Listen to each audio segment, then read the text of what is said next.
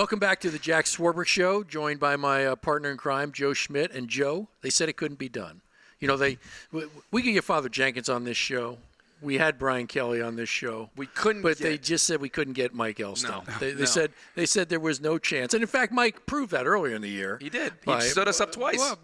Well, let me just set the record straight, okay? You asked me to come on in 2 busy weekends. Okay? Oh, the busy weekends. Let's come on what it was. Friday, the USC game when we had 40 visitors coming, and then I think the next one was the opening game of Texas. So I'm just saying, you know, we got the athletic director to move his show. No, his show. Come on. We moved to your office. I'm deferring to Birch. Poor communication to me. That's all. I now have a clear understanding of where I stand. Oh, come on. To your priorities, and I'm going to keep that in mind, Mike. Mike, this is this day is a culmination of an extraordinary amount of work for you. Not only, of course, are you a phenomenal coach that has helped in so many ways in this program since you've been here, but now focusing on turning out phenomenal linebackers and having the challenge of coaching limited linebackers. Thank you. Appreciate that. Limited. We had our work cut out for us. But I'm not gonna jump into this. Okay, you shouldn't. But you know, today the focus, of course, is on recruiting, and again, it's your leadership of this effort, and it's a multi-year effort to get to this day, isn't it? It's incredible. We were talking earlier, Joe and I, about the preparation it takes to get to this point today, and we had to accelerate that process with quite a few prospects, just because at this time last year we lost some coaches, we reshuffled the recruiting staff, our recruiting department. And so we had to accelerate the growth and process really quickly. And to get to where we are today, it's been an incredible journey. And our coaches and our recruiting staff, our head coach, have just done an incredible job. So we're very blessed to be where we are right now. It's sort of like planning the Normandy invasion, as I'm on planes and buses with you guys, and you've got the charts out, and you're trying to decide who's going where. Sure. Give us a little insight into sort of that world. You know, it's interesting because that strategy itself is, when do you plan who to be where based on where the kid is in his process? It's always, you know, with the recruiting being where you can only put the head coach in the high school or in the house one time throughout the whole process. It's got to be strategic. So when you have a young man that might be deciding at the Under Armour game or the Army All-American game, you need to get Brian Kelly, who's your closer, in the homes before that happens. And then there's some guys that'll go to signing day, so then you push that visit as far back as you can, but he's only got a certain amount of days in the final week to hit. So it's interesting because you have to be strategic with that. Your head coach's visit, you have to get the position coaches in there at the right time, and then along with the area coaches, where you're not doing too much with one guy. And I think the strength of what we did this year was every player we went to see, we did multiple visits with different coaches, so they had multiple relationships going on. So it was more challenging for them to switch a commitment or go take another visit elsewhere. They had so many relationships built right here with this staff. And so that's the challenge strategically, is when to do what visit and making sure that you're not missing the mark on some of them. Another challenge is probably the scope of which you have to cover the entire country. I mean, all the prospects that are in that sphere. Really, we talked a little bit about that process with an identification and evaluation, but really just how many people do you look at in a calendar year for the class? You know, that varies per year, but, you know, each position coach and recruiting coach. So I have a pretty big area. I have Ohio, Indiana, I have Kentucky, Tennessee, a good portion of Western North Carolina. And then I also have all of the linebackers that could pop up on a daily, weekly basis. So I'm looking at roughly per coach, probably anywhere from 500 to 1,000 prospects in the recruiting cycle for one class. And being a recruiting coordinator, I'm going to watch maybe a few more. You know, I'm going to watch a lot more, actually. But, you know, it's probably anywhere from 500 to 1,000. Based on how heavy your area is. So like Autry Denson, who has Florida, there's tons of prospects down there. Not all of them are fits for Notre Dame, but he's going to be looking at them, early about what they can do on the football field. So he may watch a few more, or Todd Light, who has Texas, big state, lots of talent, California. Some of those guys may watch a few more, but I'd say anywhere from 500 to 1,000 guys. And that's a unique challenge for Notre Dame. And really, from that 500 to 1,000 for each coach, and I understand that it varies per coach, but how many of those guys end up receiving offers? How many do we offer per cycle? Yeah, we across the country, we offer probably less guys than anybody else, just because, they have to be able to do what we want them to do on the football field. They have to pass the academic background check, the character check that we have to grind through with the coaches that know them and that have spent the time with them. They're high school coaches, and then you're looking at a medical background. I mean, all the things have to jive, and then they have to want to come to campus. So the biggest challenge for us, once we identify those 4 things are great, let's get them to campus. Let's spend a day with them and see if they're fit for us. And not everybody makes it to campus. So. Right. That we don't offer that as many as other schools offer.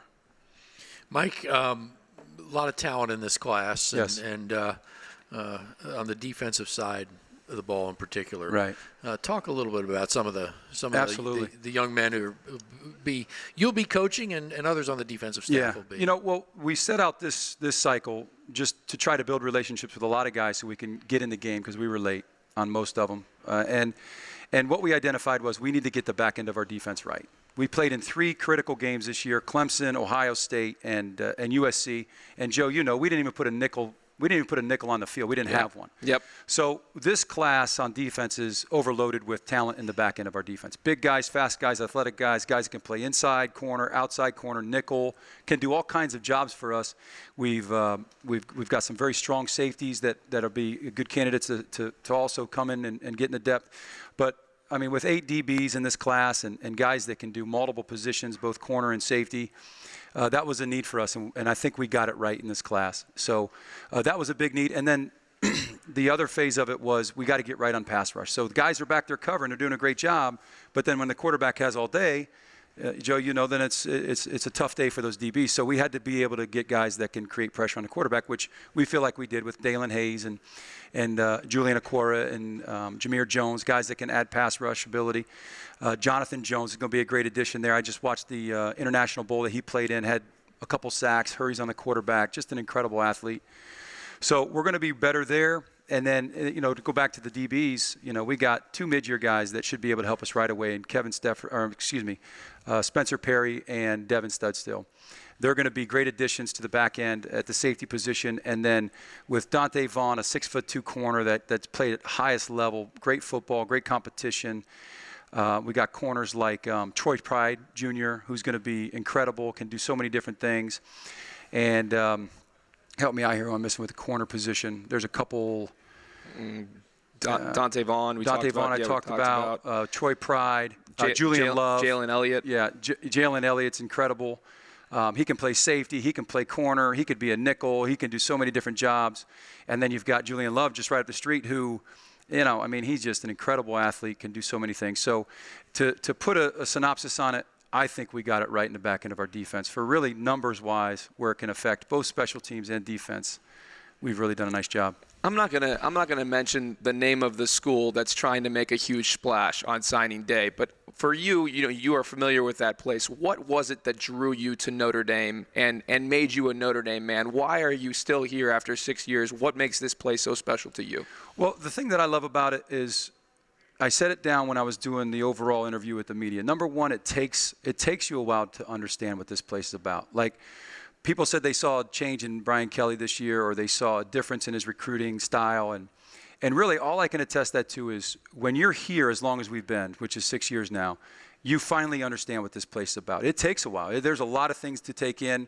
We spent year 1 and year 2 apologizing for what we see now as our distinctions. A kid has to live in a dorm for a couple years longer here than they do somewhere else. You have to actually go to class here and earn a grade. So, you're trying to sugarcoat this with recruits where now it's not an apology. This is what separates us.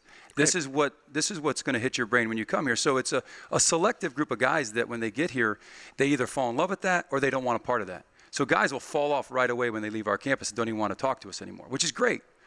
But this hits my brain here because it fits into exactly what I'm interested in, which is a Catholic education. My kids are going to a Catholic school. You don't need to be Catholic to appreciate that, but it's a regimen. It's detailed. It's got its tradition and history here that's just unmatched with anything, and it's just an exceptional school to be a part of with great support with Coach Mr. Swarbrick and then Coach Kelly. So what keeps me here is the support and the love and the consistency on campus, the camaraderie, the community. It's just a special place to be. Mike, among the people you coach is a very capable recruiting staff. of people who have worked very hard to support our efforts in recruiting. How about just calling a little attention to them for us? Definitely. Well, I'd love to start with our recruiting office, which we completely revamped when Coach Kelly tabbed me as the recruiting coordinator. We hired Aaron Carney. He's responsible for all the day-to-day operations within the office. He does such a fantastic job with unofficial visits, official visits. He has all the contacts of all the important people on campus. Adam Sargent, they do such a fantastic job when we finally get somebody here. Adam Sargent and his team. So Aaron does a great job of on-campus stuff, and then you've got his assistant, really, Jasmine Johnson, who runs all of our student worker program, our ambassador program. So when a young man is here on campus, he's able to see the campus and meet people because we facilitate that visit with a great student body. And then you've got Dave Poloquin, who we've identified his role, and he's really flourished this year in that role of he's responsible for the 85-man roster with Coach Kelly setting the numbers, how many guys we're going to recruit at a certain position, and then helping with the evaluation process of identifying who should Mike Elston be watching. I don't have to sift through 500 guys as much as, okay, Dave says these are the 50 guys you need to watch at linebacker. Okay, so he does a great job with that, and he also does our admissions for us. And then we had a full-time graphic designer / social media director, which is Lucas Pitcher. He's done a great job. And then I think that covers all of our recruiting staff. And then obviously with the addition of a guy like Autry Denson and Todd Light, who know what Notre Dame is about, they've been great additions. And then the whole staff itself with Harry Heastan, who just kills it with the offensive line and building relationships very early with the underclassmen. He does such a great job. And I mean, I could name off all the other coaches too, but I think we've got a great staff that has great camaraderie and that can really send the message that Brian Kelly wants and the consistency of that and what we're about. Well, Mike, and thanks for your leadership of that. It's culminated in a very successful day. Thanks for joining us. Really Thank you for having appreciate you me. on a busy day finding time to join us. It was worth the wait. Seriously, it was great. We'll be took a lot. We will be back in a minute. Thank you.